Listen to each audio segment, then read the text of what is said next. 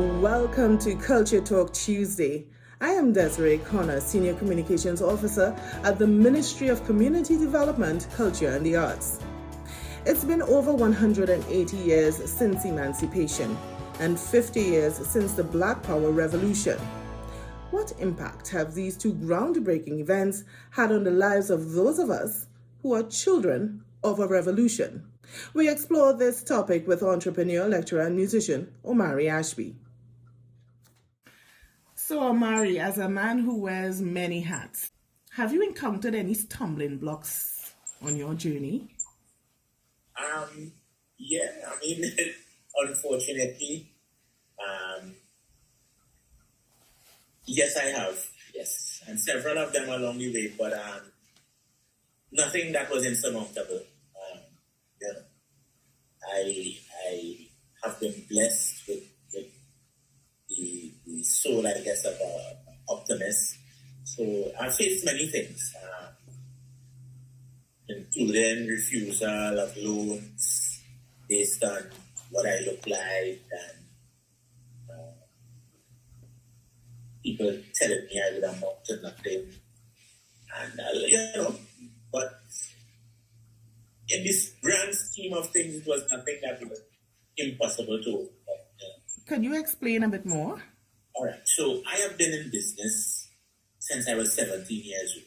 I started out selling beneballs as I left school, but not in the way that people think. I did it as a company immediately. So I got myself a little hand sealer, and so I would make the beneballs. Me and two other friends would make the beneballs and seal them in packs of 5. I had labels that I would glue on for myself, and then I would package those packs of 5 and bigger packs of 1,000, and then we would go out and sell them. And so I've always been a business person.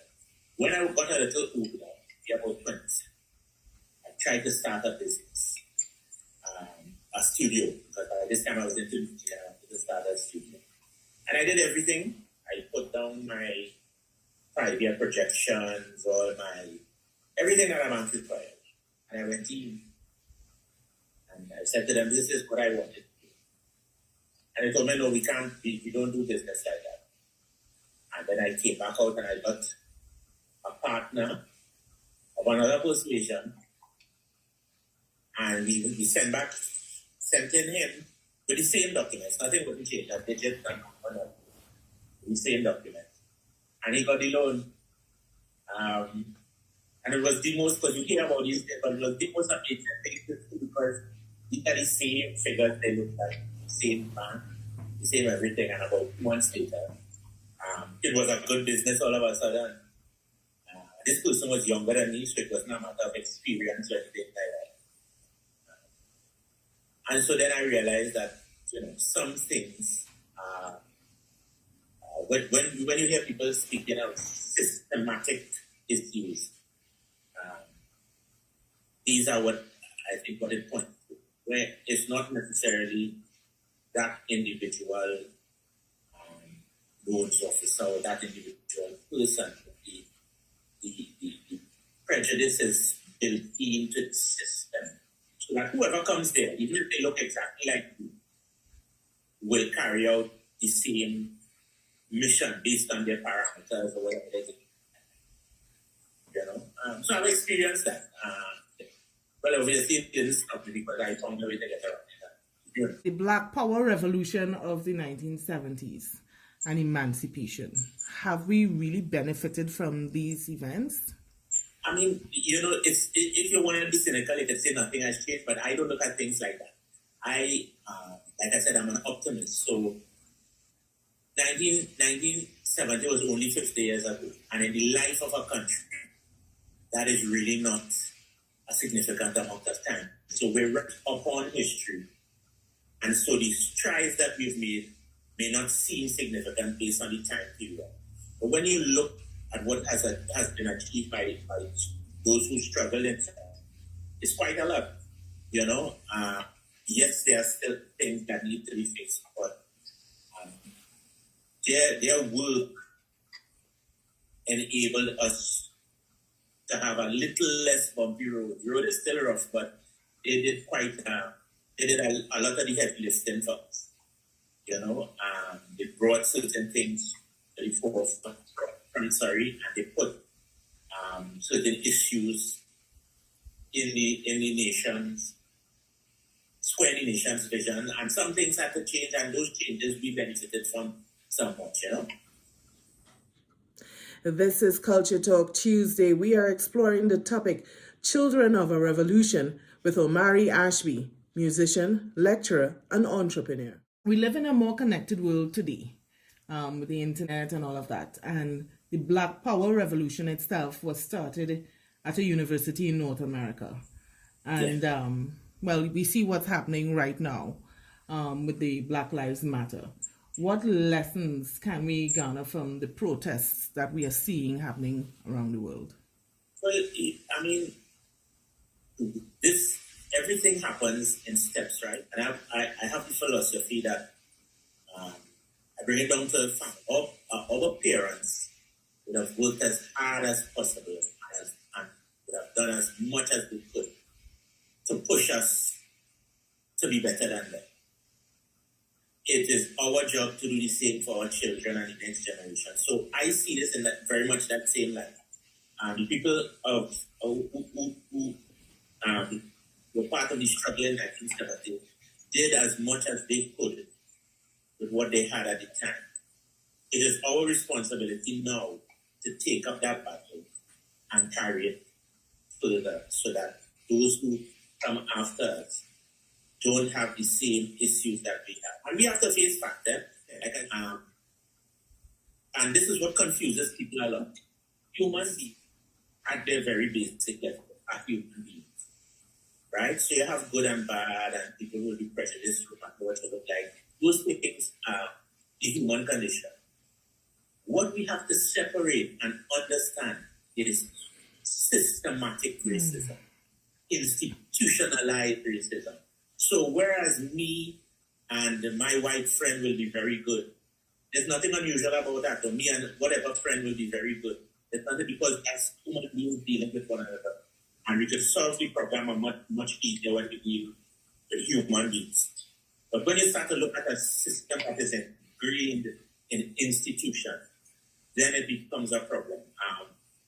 Sophie Carmichael, one of the architects of the Black Power internationally, Kwame Ture, as is now known, right, said, if a white man wants to lynch me, that's his problem. If he has the power to lynch me, that's my problem.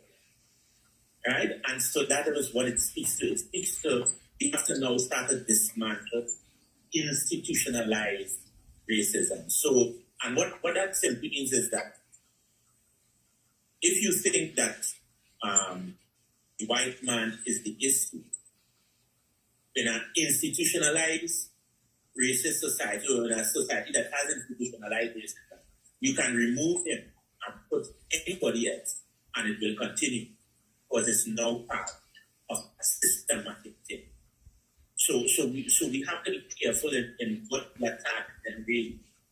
We have to look at the systems and the institutions to perpetuate this idea. Now, looking particularly at Trinidad and Tobago, based on our history, do you think that as a society, we are mature enough socially and culturally to handle these type of changes that you're suggesting? We have to be. Here why we have to be, right? Look at the achievements of the people of Trinidad and Tobago, all races. We're not just talking about the African descendants, we're talking about the Indian descendants, we're talking about the Chinese, we're talking about everybody who have made a contribution. How is that noted in our national landscape? Yeah?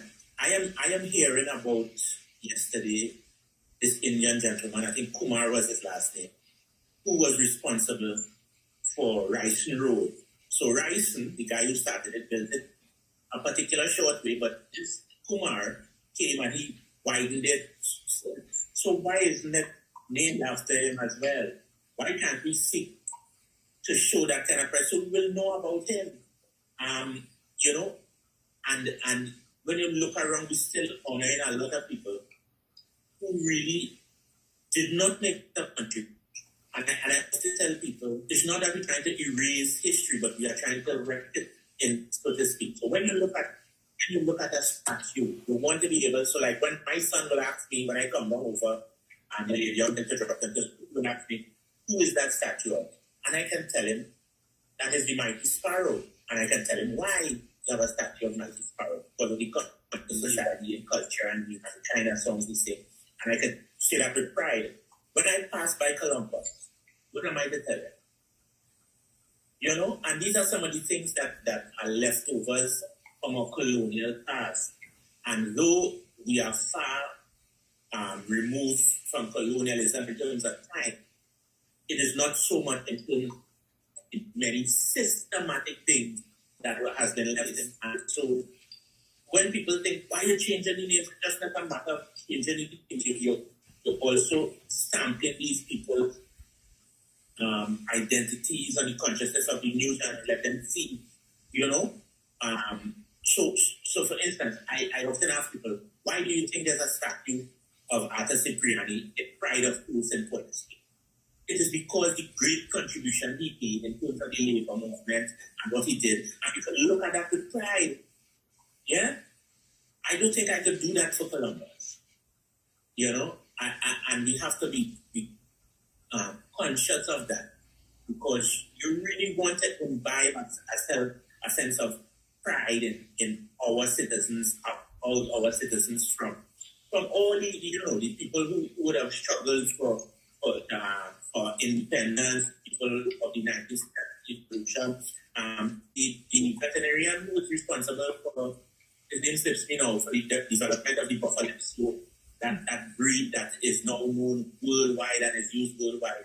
Why don't we, I think its benefits is, why don't we have something indicated, such Rudrinath Capildeo, who would have been a mathematician, you know, of great note. Why, you know, so we have the people and the names and Kwame Ture, because we have all those things. Why are we still speaking to Victor, who is better president of Trinidad? Right? Why? Why would we have these people? And I'm not saying let's erase them, leave them in the history books so that we can read about them. Right? And so it's not like we're saying, let's pretend it didn't happen. What you say is put it in its correct place. Yeah? And put them in the correct context. What about these first peoples? You know, everybody knows about Hayarima. Does anybody know about Bakuna, who defended Mokorapo against the English and all these kind of people? Yeah? So these are things we need to know. You know, that are critical to developing as a nation. The colonial system is not an easy system to deal with. It's one that is based in divide and rule. Our history shows that and when we look at some of the problems we have, even, let me give you an example. One of the reasons why police and the citizens have an issue is not just a recent thing. It is because of how it was set up. Back in the day when Trinidad was essentially a Patois-speaking nation, they sent for English-speaking agents, and in good old colonial style, pitted them against the local Patois-speaking Trinidad. And so there was a mistrust between police and the general society from since then that has never been repaid or addressed or dealt with. So if we don't understand that is where that comes from, you know, the fact that they pitted these two nationalities against each other. Mm-hmm.